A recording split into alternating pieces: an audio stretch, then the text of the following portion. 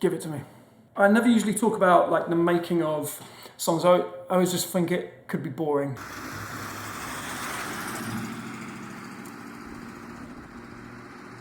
I went to Nick LaBelle's house, lives like around the corner from here, and myself, him and Trent Dabbs sat down on his couch and wrote the song. First of all, it's kind of just chasing like the right vowel shapes and consonants and just melodies that you want to hear. So it's a funny thing with songs, like you always just start them kind of, at least I do, without kind of chasing necessarily the meaning or like trying to crowbar in a narrative.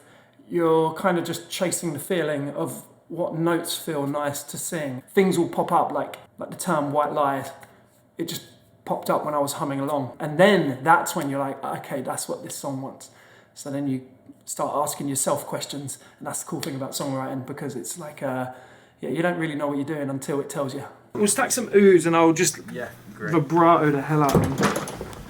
It was clear that the song's narrative and story was about white lies. So then you start asking yourself questions like, all right, what are white lies? What do they have to do with me? And this is where it gets interesting. I've got my guitar, so just bear with. So if I think about white lies, not just that you tell other people around you, but that you tell yourself, they become a narrative that you fixate on, right? If you tell yourself a white lie, you tell it often so much to yourself, you start believing it. So how does that sound in music, I'm thinking? And then it's like, well, it will just loop around again and again, like a never-ending story. So that's why the song is just like...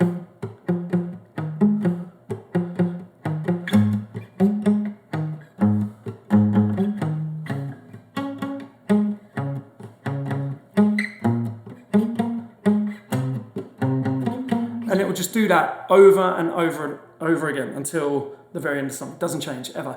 And that's cool because, first of all, it means I can just focus on singing and getting in the flow of the song, which is what I want to do the most as a singer, like find where it just feels like you're not thinking about singing and where you're just singing.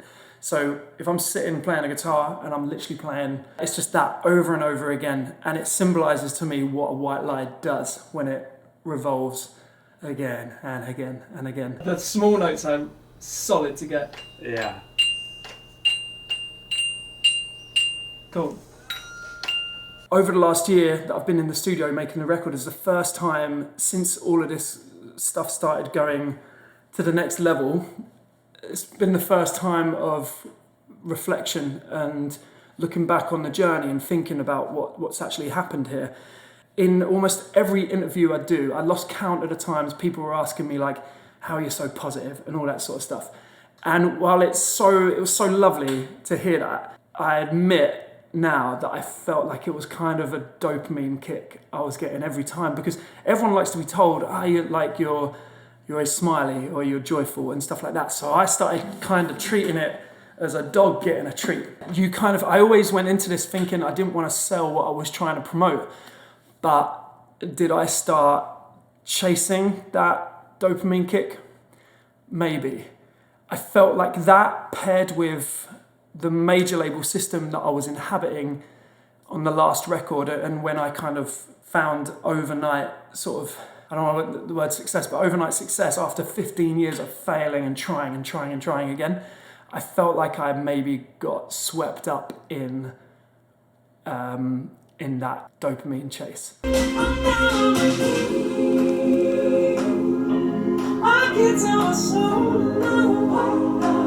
This year of just being in the studio and coming back to music and coming back to some kind of semblance of what it was like before, it's been so important. So when I talk about white lies in the song, I was and am tackling the white lies I was telling myself over the past 3-4 years of what it is that I'm doing here, what it is I'm trying to achieve with music and the connections I'm trying to create and build. Just sitting there, right? When I was being asked these questions, that actually was bringing about a positive response, but it was perhaps like a white lie I was telling myself that I had to be like that in those instances all the time.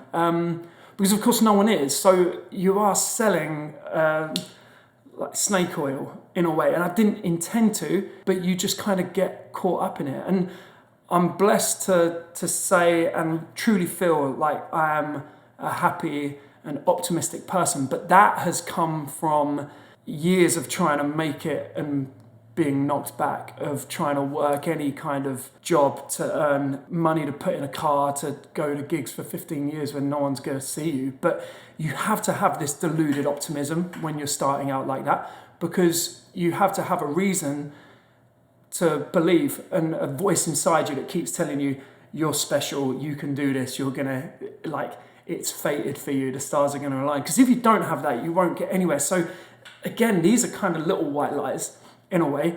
When you're starting out at anything, you've got to believe that you're kind of destined for the stars. I think looking back, I inadvertently became the salesman to the thing that I believe I had in me naturally, but that I never wanted to promote. So by telling those white lies, I became complicit in commercializing that and creating a currency from it. Yeah. Can I just sing it again, but legato? Because I didn't do it like this, but more, I never believe. Instead, I'm never, sure. You know? The vocal that you hear is basically the demo vocal, which is same for a lot of this record as the album in a whole, actually, because I always think less about what I'm doing when I'm singing the demo. And then when I try and think in my brain, right, I'm going to go back and sing that properly now, I just rip the heart and soul and guts right out of it, and I can't chase that original sort of scrappy and, I don't know, rough around the edges feel. I really love that, and you can't get that when you try and hunt for it. It's just there at the beginning because you don't think about like vocal technique or anything like that. You literally just get behind a mic and go for it. But it's funny because the vocal is actually distorting and clipping in the demo, and we just had to live with it. So the recording you're hearing is it recorded wrong? I don't know. I quite like it. People that, know their thing about recording would say technically it's wrong, but boom, boom, boom, boom, boom. Do you know what I mean? You have a little walk up. Boom, boom, boom, boom. Oh, so White Lies has got this kind of this groove that's like and that is prevalent through the whole album, which I love because I'm super drawn to that feeling it creates, which is, in my mind, like wavy.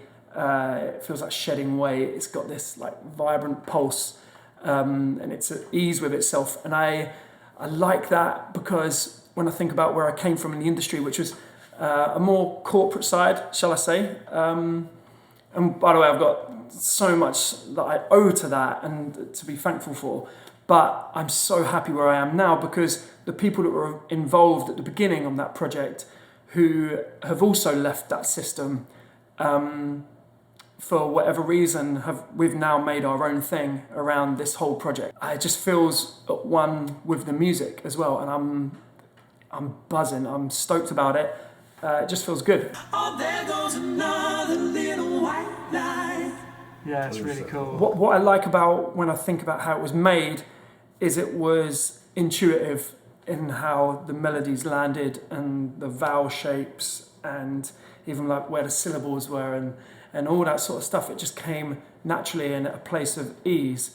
So I think that for me, the song can exist in that space. For other people, who knows what it's going to do, but I think it just sort of lands on the ear without trying to break its way in, It's got Batman Returns vibes to it too. Yeah. like when the penguin's like walking through the snow. I don't think I'd change anything about the song. It is what it is, a moment in time. I love that we didn't really do anything that wasn't in the demo. I sat down with Nick and we made this kind of like psyche middle eight, which was dope. Even that idea was something that was floating around from the day of writing. So I truly believe, as wafty as it sounds, like a song just lands, gets created in a moment in time, and the more you prod it and mess with it, the more at risk you are of taking the magic out. I'm stoked with where it's at. I treat all of the music I'm involved with like that, well, as much as I possibly can. It's kind of like, that's my North Star. So, yeah. Thanks for your time. Thank you. Is that all right, do you think? Have we got everything we need? 16 minutes worth. Mate, good luck editing that.